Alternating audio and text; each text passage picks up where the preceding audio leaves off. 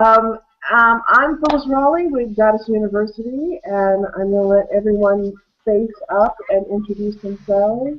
And I started this little project as a vision I had as a young woman to get everybody to talk to each other. And it always seemed to me the quickest way to resolve the problem is to get everybody just to sit in a room and hash it out and figure it out and spend some more time. And I remember having many a happy hour with women saying, if we just had more wine, we could just figure this out.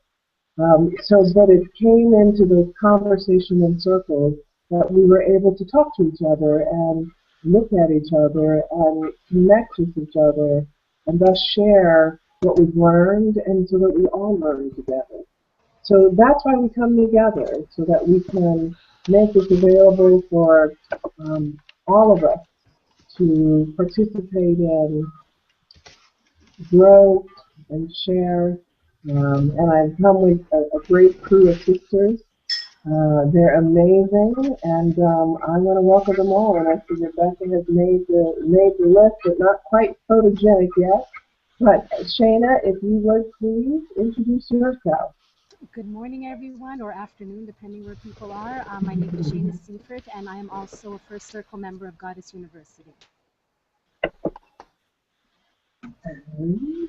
Miss Sadie. I'm Miss Sadie Hawkins. I'm also a First Circle member of Goddess University, and I'm happy to be here. Thanks for getting me on the call today, Phyllis. No, that's the best part. Miss Rebecca. I think she's having a little challenge there with technology. There we go. There we go. Hi, I'm Rebecca McLean. I am also a First Circle member of Goddess University faculty. I am a psychic medium and intuitive healer of many varieties. Welcome. And our guest is Francesca James. And I'm going to sit back and let Shana introduce our guest and tell us why we're here today. A couple of words about Francesca James, besides being a wonderful, wonderful woman. I met Francesca James a while ago, and I know her from Agape. She is the director of the women's ministry there, and a very passionate, very powerful woman. One of her expertise, along with many others, is the subject of intuition, which is why we're gathered here today to learn about that from her. She's also the author of Resurrecting the Muse, so please, when you get a chance, go out and get that book. And I'm very, very honored and pleased to have her with us here today. And Francesca, please share with us, some information about yourself for everyone participating and viewing. Thank you. Okay, I do have to say, Shada, I'm having a little difficulty hearing you. Okay. I can hear everybody else clearly, but I'm having a little difficulty hearing you. Okay, let me see if I can make that a little better. I just ordinarily have a very soft voice. Is that a little better? Maybe. Maybe. Okay. Well, I can hear you. Yeah. Project and hit that volume button. That's right. Yeah, I put that up. So, Francesca, please, let us know a little bit about yourself. Yes, I think that is better. Well, I am a licensed spiritual counselor, and what that means is that when people are wanting to change things about their life, they come to someone like me rather than, something that's different from typical therapy. And as a licensed spiritual counselor, we go into what beliefs an individual has about themselves and assist them in recognizing beliefs that are not necessarily in line with what is actually true, because we all take on beliefs in our childhood from our child's perspective about life, or actually what we're told to believe by the adults in our world. And it comes to a point where it's important for us to really go within ourselves and know what is the truth. And when I say go within yourself, that is more than anything to me listening to your inner guidance, which tells you what is correct for you, what step you are to take, tells you everything that you need to know. But we're not taught to listen to it. Right. But it's always true. So my passion is to assist people in hearing their own answers, because no one else has your answers. Your answers are inside of you. And what brought you to this line of work? What's your journey? What path did you take that brought you to saying that this is what I want to do? I want to help people understand their own inner guidance and intuition. I honestly, Shayna, I can't tell you that there was a day that I said, this is what I. Mm-hmm. It was just, it's what I was to do. Mm-hmm. And I've done it for a long time, in that I've always felt that sometimes I know things, or I hear people say things, and something inside of me goes, that's not true, or that's not right, or that's not your truth. And I am fortunate that I really always paid attention to that. Mm-hmm. You know, sometimes in life more so than others, but I always knew that that was there.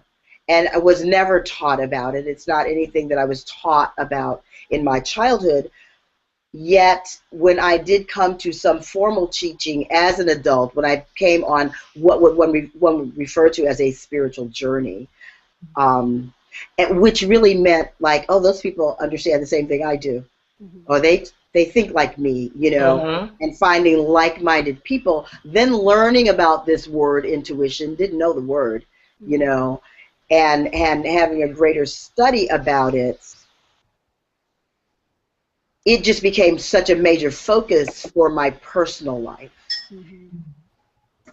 When I can't say a pivotal point really for me that made me want to teach it to other people, but I wanted people to know that that everyone is intuitive, that everyone is guided. Exactly. We're here to listen and to follow. That's why we're here. And it's not necessarily about what we think, because we can get all messed up with what we think. Mm-hmm. So, yeah, it's hard to even name a pivotal point Mm-hmm. as far as wanting people to understand their intuition. And, you know, I guess if I was to name one, what comes to me right now intuitively, what comes to me right now Thank is you. when I have a daughter who turned yesterday 29. My younger daughter in 10 days will turn 25. Mm-hmm. When my oldest daughter was 16, my youngest daughter 13, I started facilitating teens at my home amongst their group of friends. And I think if there was a pivotal point, that's when it became very strong for me, because I wanted these teenagers to understand that their teachers don't have their answers, their parents don't have their answers, society doesn't have their answers, they know their answers. Right. Your answers are inside of you. And our theme song was Christina Aguilera's The Voice Within. That was our theme song. So I guess if I was to you made me reach a pivotal point when intuition and teaching it became so important to me. It was with teenagers. And can I ask, let's go back to your first voice, because I want to say, always as kids, we start hearing an inner voice, but then we hear multiple voices, and we learn either to turn some off or ignore the ones inside. And that's one of those pivotal points to me, that you didn't seem to have that battle. And I'm going, how did you manage that? Because it seems like a point for me that as a child I remember hearing clearly, but then I get muddled with many other voices. Mm-hmm. You know, if I was in a session with you, I'd love to know more about what that means. Okay. By many other voices. But what I have found is important, and what I teach when I teach classes is, it's important to recognize how your guidance speaks to you. To be able to recognize it, because it speaks in many ways. Some people just know things. They just know. Some people, for myself, if something comes to me out of the blue, I hear it in my right ear from no one. You know, it's just like it's like someone's whispering something comes from way out of the blue that I wasn't even thinking about. Some people say they get chills. You know, people go, oh, I got chills about that. That never happens to me. I don't get chills. I had it once so that I could experience what it feels like, but it's just not a way. So it's important to recognize that you are intuitive, because everyone is, Mm-hmm. to just be willing to know that that's true, Mm-hmm. and then to be able to identify how it comes to you. So when I teach a class, I have people journal, and they journal the things that they think are intuitive guidance, whether they're sure that it is or not, and eventually they get to recognize, oh, that was just me trying to figure something out. Mm. Or then they go, you know what, that really was guidance. Because intuition does not come with reasoning. There's no reasoning with it. It just comes. Mm-hmm. Okay, wait. Say that again. Say that again. There, when you get an intuitive hit, guidance, it doesn't go through your reasoning system. Yeah. It just comes. And it comes almost in little bits. Right. You know, it comes in little bits. It gives you a little something. It gives you something. It gives you something. And in my experience, and you just learn to listen to that and follow. And sometimes it doesn't make any sense to you. Sometimes you go, I don't even understand what you're trying to say, or why would you want me to do that? You know. Okay. But the important thing is that you follow its guidance, because then you'll get to understand. Are you familiar with Gavin DeBecker's book, The Gift of Fear? His work, I first heard him on Oprah years ago, and he is a forensic psychologist, and he did research on women who were raped. And what he learned about instinct and intuition, again, that we have it, it's like it has its own intelligence, but instinct is like the oldest part of our brain, and so that we will check in with all of our bodies, and our instinct will say, run, fight, or relax. Mm-hmm. However, the humans have a glitch, and that we have developed our frontal cortex that makes us better at mating, have created this glitch in the system, in that the brain, instead of being in the observer position, becomes the director and says, oh no, that's not danger. You should be a nice girl, what your training and what your culture has taught you. Right. And that guy's okay, you gotta be nice. And so that then becomes that fail switch, that glitch that happens, and we listen to the brain that directs it instead of instinct that said, duck, run, or fight. And so I wonder about when we're listening about intuition, because it's something else. It's not the brain talking, it's something else. It's coming from someplace else. Right. And as you said, it's in little pieces. And it's like, whoop, and we know, but then the brain starts saying something else. Right. And the rational brain starts to come in. That's what we're used to. So we go to that easily because we're used to it. We're used to mental process. Right. And so how then do we start developing that part that's within us that works? How do we go back and start fixing that? And before that, tell us about your book first. I want you to answer that question. Yes, tell us about Resurrecting the Muse. Because that's where I'm sure that's where we can learn that, yes? Well, I think second pivotal point, Resurrecting the Muse came from a situation that I was taken into in my life, and that's the best way I can put it. I was extremely busy mother of young children, mother of a stepchild, wife, account executive in advertising, and it just became too much. And I became ill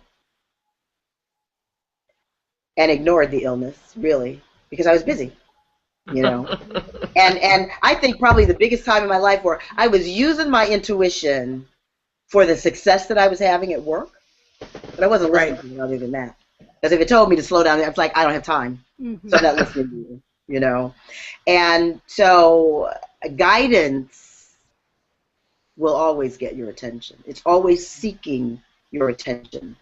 And so sometimes devastating things happen in our lives. And for me, it was 4th stage uterine cancer. Fourth stage. That's when you got the diagnosis at fourth stage? I'm sorry, say that again? You got the diagnosis at stage 4? I got the diagnosis, but they didn't tell me. Uh-oh, are you still there? Because I just lost you. Yeah. Yeah. Yes. I can't. Suddenly, I can't see you. Where did it go? Oh. She's got it on a slideshow. A slideshow's doing some okay. intermittent things. And that's why I can't see? Okay. But you're here. Yeah. Can you hear me? I can hear you. Okay. Sorry. We can see you. That's the main thing. Okay, good. Perfect. So, here's guidance. Here's how guidance worked in my life. And I so clearly, I knew I was being guided within it, but I really, in hindsight, know. Not well. I had to go to emergency 3 times. I was bleeding, hemorrhaging. They tried 2 different methods to stop the bleeding that they were sure would stop the bleeding. When it didn't stop after the first time, I didn't think much of it, like, oh, that didn't work. The second time, they were like, okay, we know this is going to stop the bleeding. It didn't. I heard very clearly this is something I had to live through. They couldn't stop it because I had to go through this. Mm-hmm. So I went to emergency the 3rd time and had to have surgery. But the beauty for me was that they were never certain that it was cancer until after they took my uterus out, which is true for a lot of women. Mm-hmm. Or even the stage of it. So my oncologist told me the morning of my surgery, I still don't think this is cancer, but I have to act as if. And it was first-stage cancer. This same oncologist told me I had been going to checkups for him regularly, and he was moving out of state, that he shook my hand and said, congratulations, you're my most remarkable recovery ever. And it was at that point that I realized how severe it was. It was never allowed to enter into my being, the severity of it, because I just had to go through it. Right. And during it, I was told to pay attention, that I wasn't going to die, that I would teach from this later. And so out of it, the most important information for me is you are always guided. I was guided through that process. We're always being guided. There's no one here that doesn't have this roadmap that shows us how to move through this thing that we call life. So that was the most amazing pivotal point for me. And because of that, this book came. From listening, this book came. Because resurrecting the muse means that there's a part of us as women that has been dormant. There's no wrong to that. That's just the paradigm that we were living in. And we're in a new paradigm now. And society, our world, needs us to remember all parts of ourselves as women. And women and men are not wired the same. They're wired differently. Can you talk about that a little more? Say that again? Can you talk about our wiring and how we intersect that? That men and women are wired differently? Right. Can you talk about how we come together in that? Because we see that often when we're fighting, and I've been grateful to be married for 15 years and learn about that integration piece, but it was really tough those first years. So, and it took me a while to realize we are just wired different. What's wrong? How come that's so different? And how do we get that together? Well, you think about women give birth to humankind. Humankind cannot exist without the wiring that exists in woman. That wiring doesn't exist in man. So that right there tells you our wiring is different. No man can give birth to human. He assists in that process.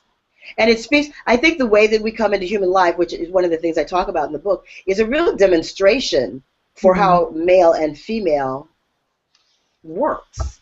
Because the masculine energy moves feminine energy into creativity. And the creativity that occurs as creating humankind happens all within a woman's being. And she hears intuitive things that she doesn't necessarily know as intuition. Like for me, it was drink milk. I hate milk. But I was chomping at the bit to have some because my body needed more calcium. You know, there's so much about the process of bringing humankind into existence through female body that speaks to how, well, it's an intuitive process. We don't have anything to do with it. We know how to be impregnated, but we don't know anything else about that process. That's all something that happens intuitively inside of ourselves. We don't know whether it's male or female. We don't know when it's going to be born. We don't know anything. We allow it to occur inside of ourselves, and if we are smart, we'll listen to the guidance that we're given through that process that tells us how to care for ourselves and to care for that being that's coming. That's a different wiring from the wiring that man has. And we both have masculine and feminine aspect within us. But man is more left brain. He is organized. He is intellectual. He is competitive.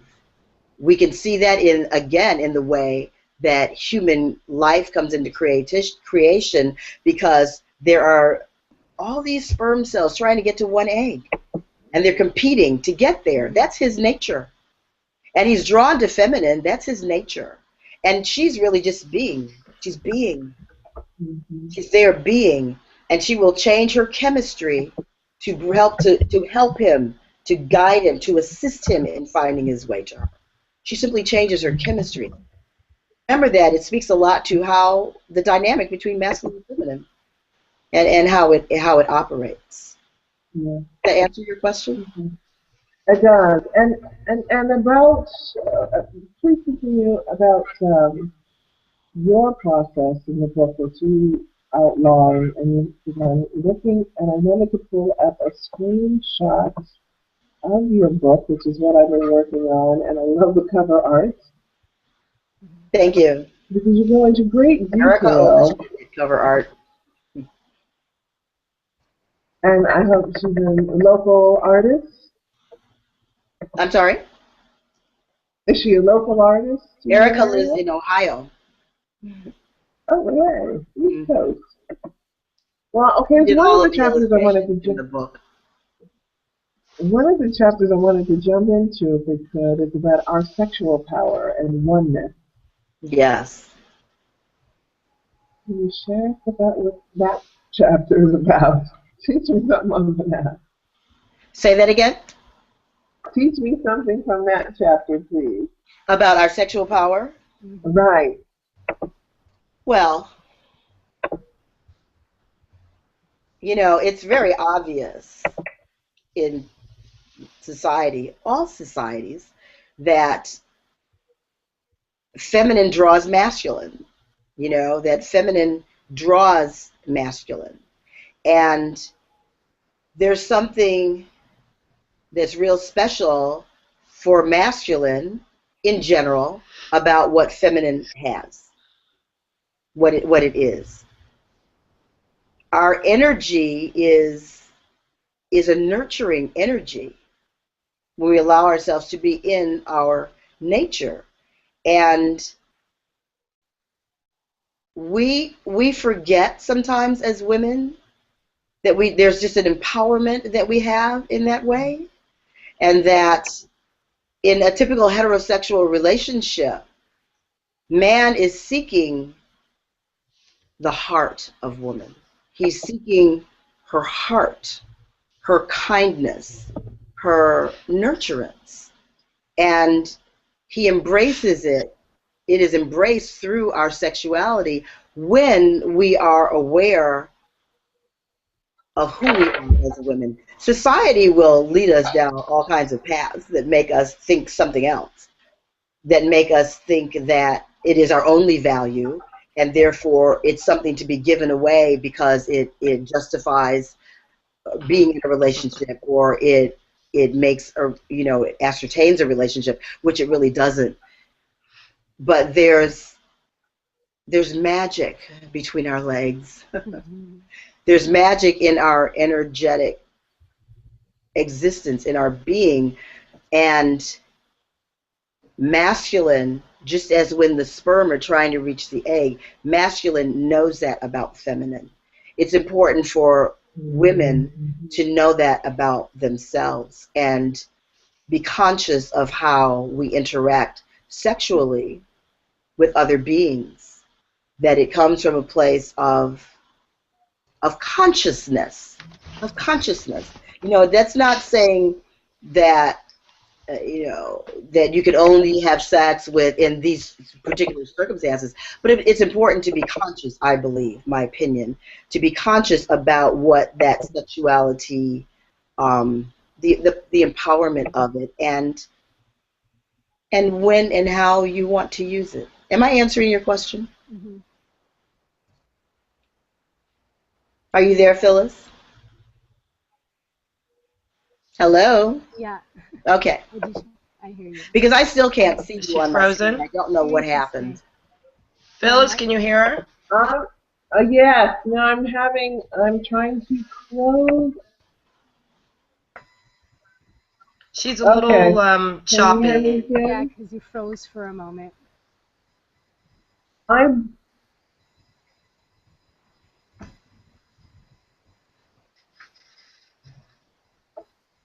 Am I clear? Better? I just have your icon. Yeah, I just have you frozen. I see everybody else moving and speaking except I'm for you. here. I can see y'all fine. Okay. I have a question for Francesca. The audio is a little bad. Yeah, I hear that. See, I can hear Phyllis fine, but I can't see anyone. I can't see anything anymore. Okay. Oh, wow. I'm glad you can see me. Yeah, I can see you and I can hear you. Can you still hear me, Francesca? Uh-huh. Okay. What I wanted to know, I know sometimes with my intuition, I find it's very rarely logical. I'll get Very things logical. illogical, no reason, no Illogical. that's right, no reason, no rhyme behind it. So I'll get instincts like, don't get on that bus, get on the next one. Yes. I'll get instincts like, you know what, if I'm just going for a walk, I'll get instinct, and that's how I'll practice, should I turn right or should I turn left? Yes. Because I understand wherever I turn, it's going to be a completely different experience. Exactly. So what I'm trying to cope with is not knowing the bigger picture. There's nothing miraculous that happened when I turned right. It's not like some life-altering experience happened, but I was guided that way, and I don't know why, and nothing special happened. And so that's where my doubt comes in. Was that really intuition? Or was it not? Because I seem to be under this illusion that if something is intuitive, then there should be lightning and fireworks and talking animals and whatever else that would let me know that this is why this happened. And so how do you work? How do you accept just accepting the guidance and not looking for anything from it, for lack of a better? Well, to me, the interesting thing about guidance is we don't always know. It's almost as, and I don't believe that Creator is working in this way, but it's almost as if, are you listening to me? If you're listening to me, then turn right. Oh, so you are listening to me. It's always, in my belief, seeking our attention. And so when you do things, Shayna, like it said turn right, so you turn right, it's like you're exercising your intuitive muscle. So that when there are bigger things, you're really tuned in and listening. And some of the big things come from little small things, the very small things. And for me, the important thing about following guidance is you follow it even if it makes no sense. You just follow it. And sometimes you get to know that because you turned right, you avoided an accident. Sometimes you get to hear that. Oh my God, did you hear about that accident? And you're like, I was getting ready to go that way. You know, sometimes you don't hear.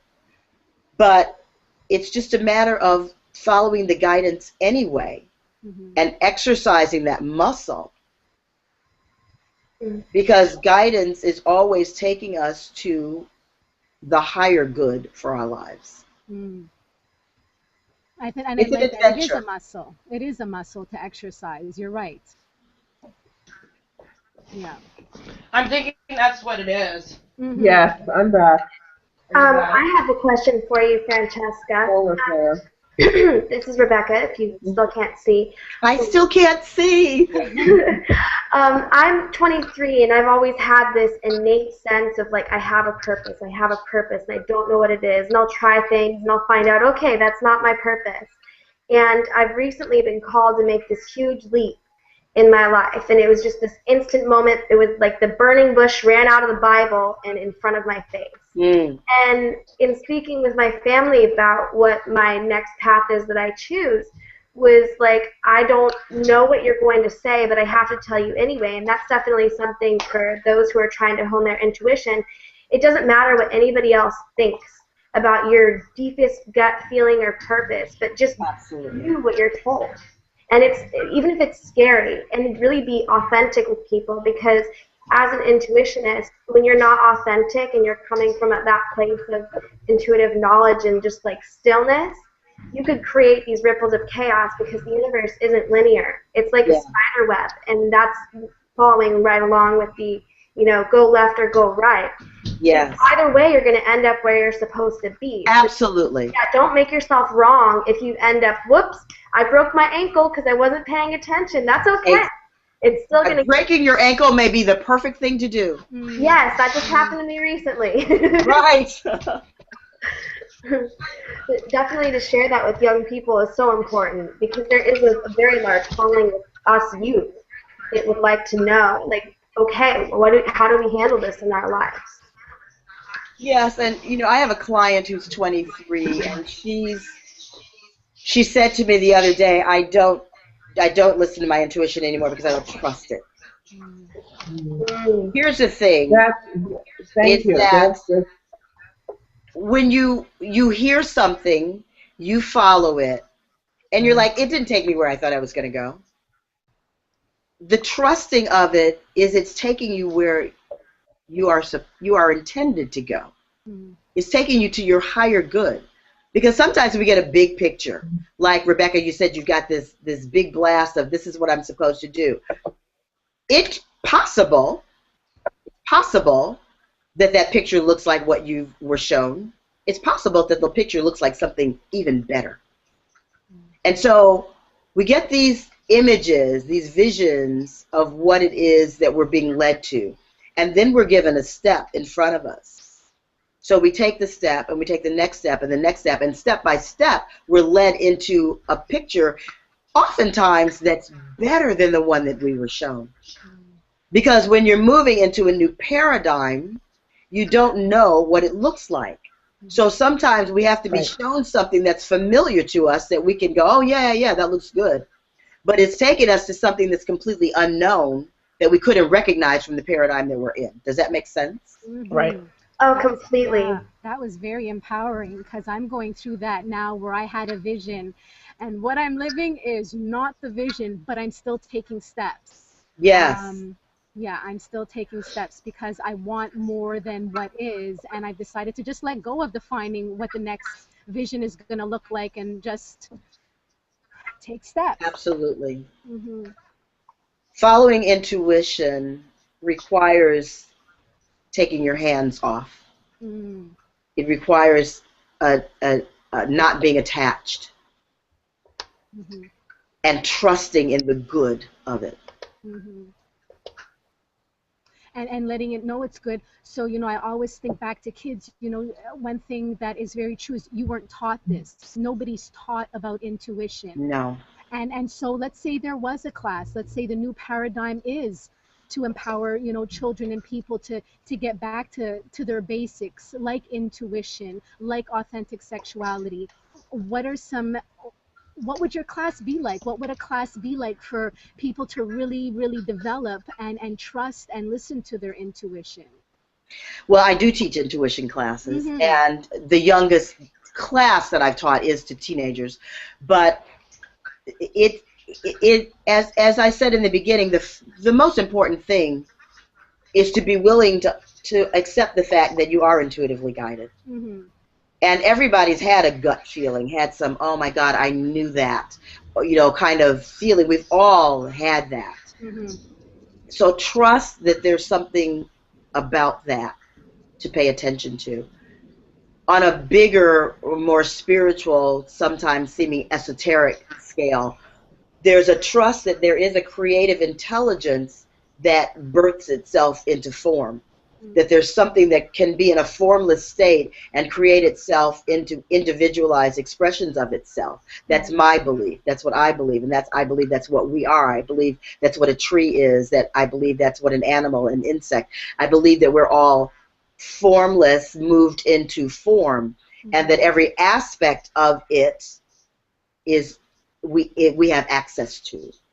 And so, therefore, if it has birthed itself into form, it is guiding the life of that form. You know, like I said, a bigger, more esoteric level. I believe that. I believe that something that has birthed itself into form as me, and it's guiding my life.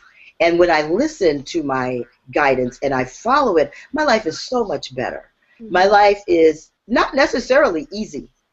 It isn't always easy, but it's better. It's more of an adventure. There's more joy. There's more certainty of good because I'm listening. When we are not listening and thinking that what our thoughts, what we created, what our goals are, what we've decided is true is more important, we beat our head against the wall a lot. You know, we run into lots of roadblocks. And even yet, as Rebecca said, there's no right or wrong to that either. Because you beat your head against the wall, you run into roadblocks, and your guidance is still talking to you. It's like, okay, stand up, wipe yourself off, let's go. And you get to choose to listen or to not.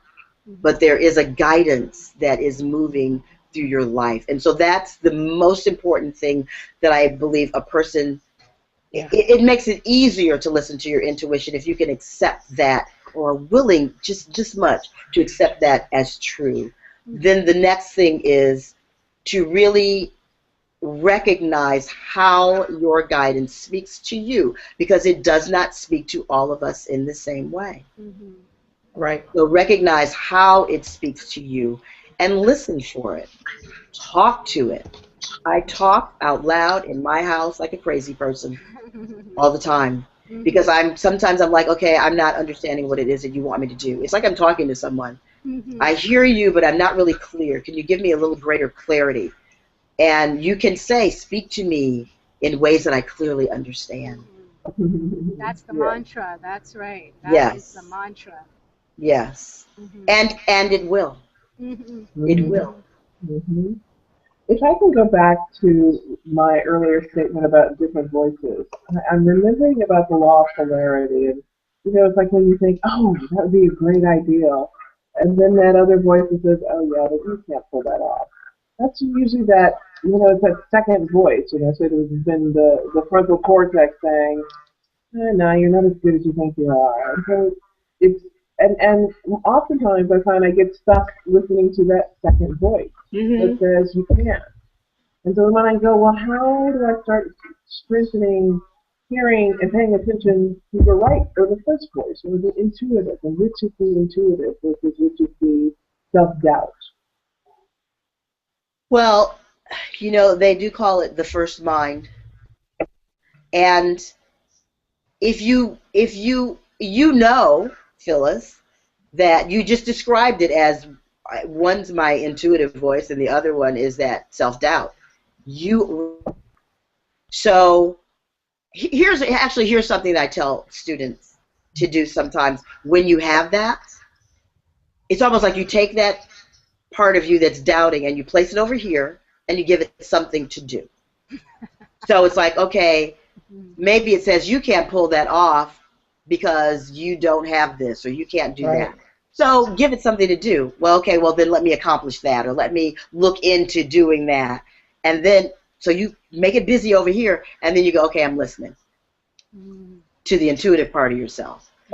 It's almost like you split yourself. So you give that logical part of yourself something to do, because as a human, that helps us feel something, human, I guess.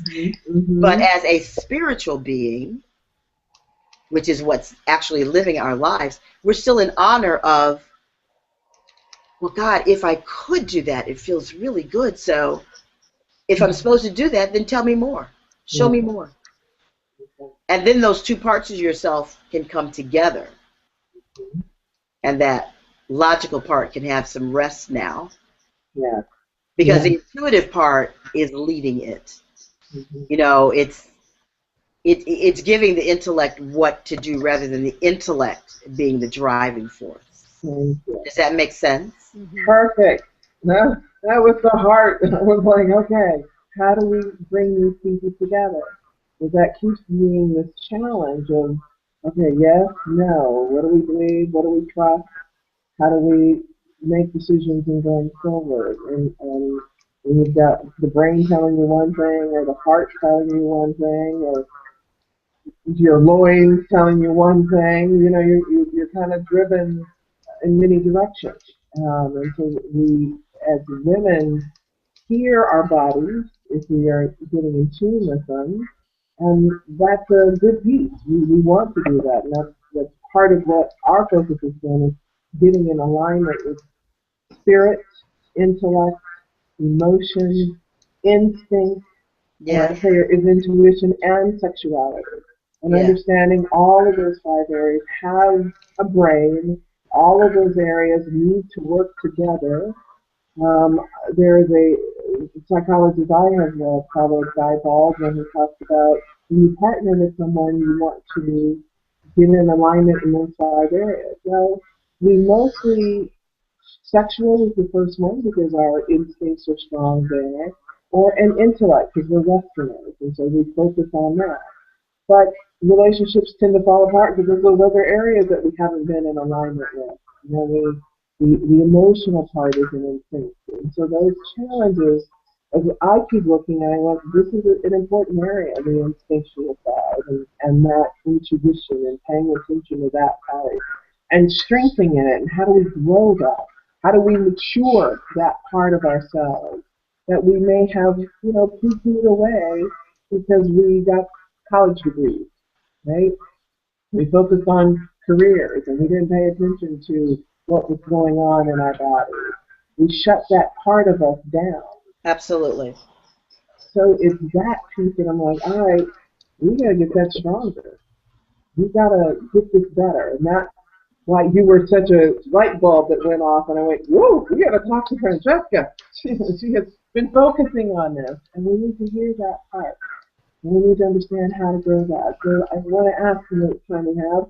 Please tell us about what you're doing next and how people can find you and read your book. And where can we find your book? Please talk about that. My book is on Amazon.com. It's Resurrecting the Muse. I believe you put it up. So it's SE. The reason that title came to me is because woman is the motivation and the inspiration of life. Yeah. Life comes through her loins. She is the motivation and the inspiration. Woman thinks of the whole. That's her wiring. And so we're asking to reunite with that part of ourselves. The book is on Amazon.com. My email address is resurrectingthemuse@gmail.com. My website, which is I'm under construction right now, so it's not up right now. I'm incorporating 2 websites together, but there is a Resurrecting the Muse website. Well, the book is a great place to start. So the book is a great place to start, and it's just the book as it came through me is a reminder of women, for women, that everybody else in society, meaning the men and the children, really know who we are. They recognize it and they use it. We Mm-hmm. forgot because Right. we're so busy doing. And thus it's been used against us. I'm sorry? And thus I believe it's been used against us. Is And the, we have to It's yeah. manipulate it. I'm sorry, Manipulate it. you said, and that I believe is, Has been used against us. yes. Mhm. Well, it's interesting because I think I say something in the book. It's like there's a woman's intuition. Well, men know that we have it, but they also joke about it. Mhm. They'll make, and so then, in society, it's made women shut down. And let me tell you, one of the things that's so important in this ongoing, in this reuniting and this moving into a new paradigm and awareness of ourselves is that we must, which is why I'm so excited that there is a Goddess University, we must come together with women. Mhm. We Yes. must come together with. I don't think there's anything more important for us to do to, in your busy life, put it on your schedule that at least once a month you're a part of a woman's group of some sort. Because we have to look into the eyes of someone who absolutely, completely understands everything about what we're coming from, where we're coming from. Because they may not have been through it themselves, but they're a woman. So they understand. There's an understanding that happens. And then there's a healing that takes place because we see each other and we support each other and we move forward together out into the world where we then heal the planet because we're healed. But we first have to be healed. And we do that by assisting in the healing of each other. I agree. I agree. And amen, as we would say in church. And then one of the pieces that to me is so important that we focus on now is that awakening within ourselves and resurrecting the news, who we are, and our purpose is what I call that, what you're really speaking to in your work. And get us into that place because our planet is in a dire need of healing.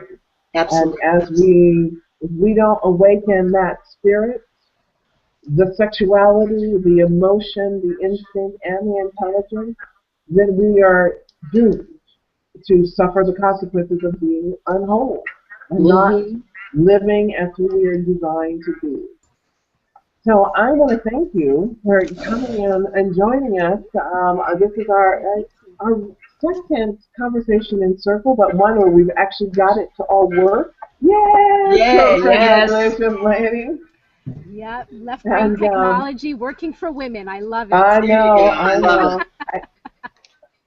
One of Absolutely. the things, though, I do appreciate my brothers, and one of the things I realized we have.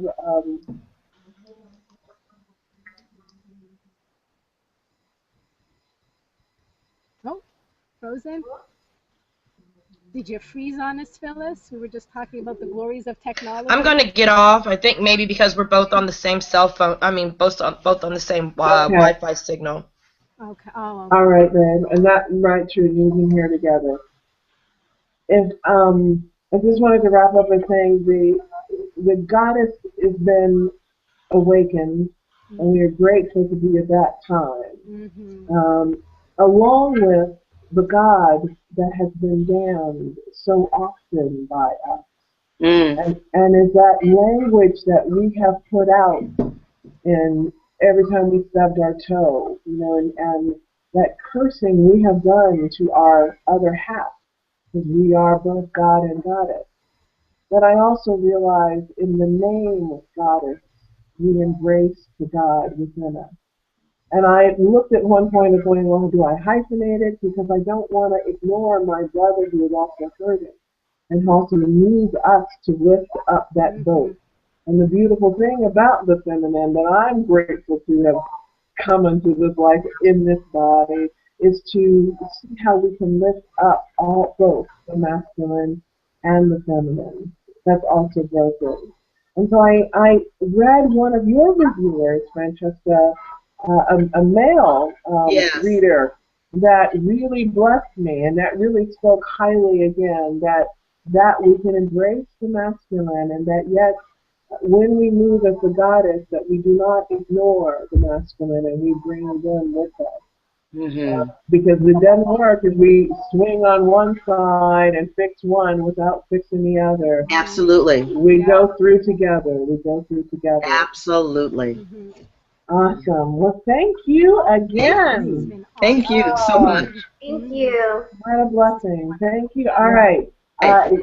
Free you all to have a blessed day. Let's give the goddesses of technology a last request that we can YouTube it properly and this works. So if not, I know we will carry your message forward, sister, and promote it. And thank you for sharing this and helping us connect those pieces that we can share for our generation and those that follow us. Beautiful. Bless you. Thank And you. I forgot to tell you, I thought it was Tuesday for some reason, but it's No Makeup Wednesdays. And so you didn't have to wear any, but I realized when I was putting mine on and went, oh, it's No Makeup Wednesday. No Makeup Wednesday. Right. So we do interviews on Wednesdays so you have the freedom. All right, blessings. Thank you, Sister Shayna. Priestess. Thank you, Shayna. Priestess Shayna. My David Psychic, Rebecca. Thank you. And my goddess Sadie Hawkins, whose home I am having a lovely time, and I just love the background too. Look at that. Here's my Sadie. Ah! All right, ladies, blessing. Everybody can get off. I'm gonna stay on and do some magic. Bye.